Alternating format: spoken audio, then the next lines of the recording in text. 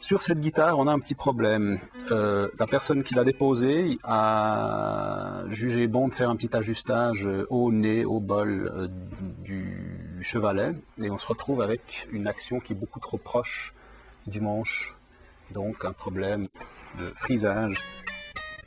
La guitare ne sonne plus dans les aigus et certainement dans les basses. Alors, en gros, une guitare injouable. Donc il va falloir faire un ajustage de la hauteur de corde, et on va le faire à l'aide du chevalet.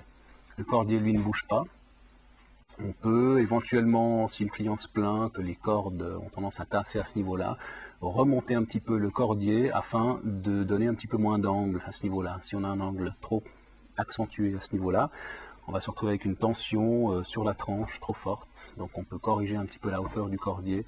Là, en l'occurrence, on va le faire puisqu'on a ici pas mal de hauteur. Et on va en rajouter en remontant le chevalet.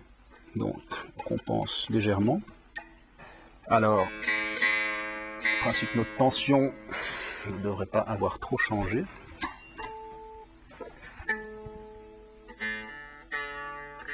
Petite chose, avant peut-être d'attaquer directement la hauteur du chevalet, c'est de contrôler la parallèle du manche par rapport aux cordes. Alors quand on regarde le manche, on peut voir deux choses. On peut voir effectivement déterminer la courbe du manche, si la courbe est sous tension, c'est-à-dire convexe, ou sur tension, c'est-à-dire si elle est concave. Quand on a trop de tension, le manche devient concave, c'est comme un arc. Les cordes tirent sur l'arc et notre manche devient concave, c'est-à-dire il prend cette courbe-là. À partir du moment où on change de tension de corde et on met un jeu plus léger, notre manche devient convexe, c'est-à-dire il monte vers le haut. Et là, c'est une des premières raisons qui peut provoquer le bruit qu'on avait avant. Mais la deuxième, c'est ce problème de hauteur de chevalet. Si on est un joueur régulier et qu'on change de corde en respectant la tension qu'on avait déjà, c'est-à-dire un jeu en l'occurrence ici de 10 à 46 qui équivaut à une tension moyenne, si on remet la même tension de jeu, il ne devrait pas y avoir de différence au niveau du manche, pour autant qu'on n'ait pas laissé la guitare de côté pendant trop longtemps. Mais on va quand même regarder ça, admettons qu'on ne sait pas ce que le client avait monté avant. Petit coup d'œil, on regarde la parallèle des cordes par rapport au manche, on voit qu'on a une courbe légèrement concave, c'est-à-dire une courbe très légère qui descend. Alors on va la laisser pour le moment, on va travailler sa hauteur de chevalet et ensuite corriger le manche, suivant ce qu'on a fait à ce niveau-là. Alors ce qu'on va être obligé de faire, c'est remonter un petit peu le chevalet à l'aide de ces petites vis. La technique est différente sur d'autres guitares. En l'occurrence Fender, on a des petites vis latérales qui permettent de compenser la hauteur du chevalet. Chez Gibson, on travaille sur ces pièces ici, ces petites bagues qui permettent de corriger la hauteur. Alors on arrive à récupérer un petit peu, mais on n'a pas assez.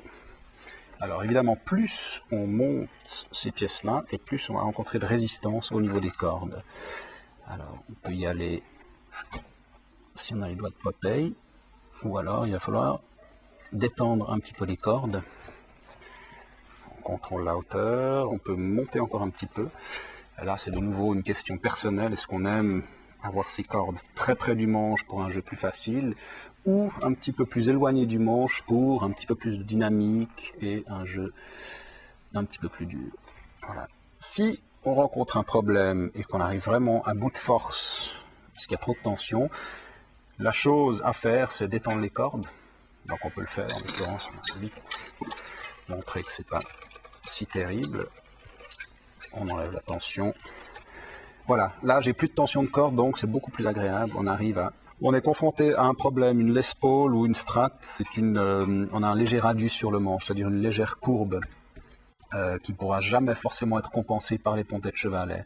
Mais on peut quand même centrer un petit peu notre chevalet afin d'avoir à peu près la même hauteur du côté aigu que du côté grave. Par l'usure des pontets de chevalet qu'on a et puis la compensation de courbe, le hasard fera qu'on est à peu près juste. C'est assez approximatif, disons.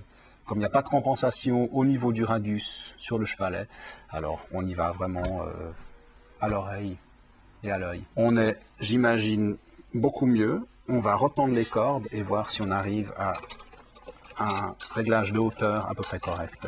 Là, on a corrigé par rapport à avant, c'est moins évident. On entend moins ce frisage qu'on avait avant. Je pense que la personne qui a changé ses cordes précédemment a dû démonter les cordes d'un coup, déplacer les deux pièces, passer un coup de chiffon en frottant bien à côté des vis, ce qui a fait descendre les vis. Au moment de remettre le chevalet a pris place sur les petites cales qui servent aussi, donc les vis servent de cales, de soutien.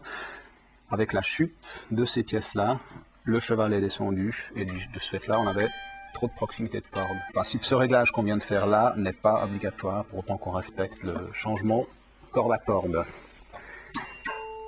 Alors un petit coup de tension. Là, elle devient jouable. On a les aigus. Alors ça, on a souvent la question qui se pose, est-ce que c'est normal?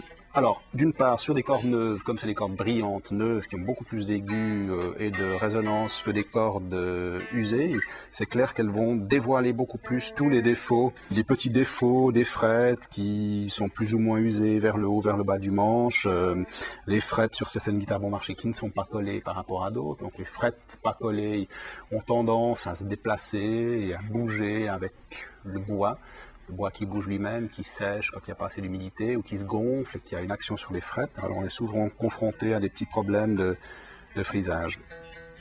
Alors, la chose la plus importante, c'est est-ce qu'on entend ce défaut-là une fois que la guitare est branchée?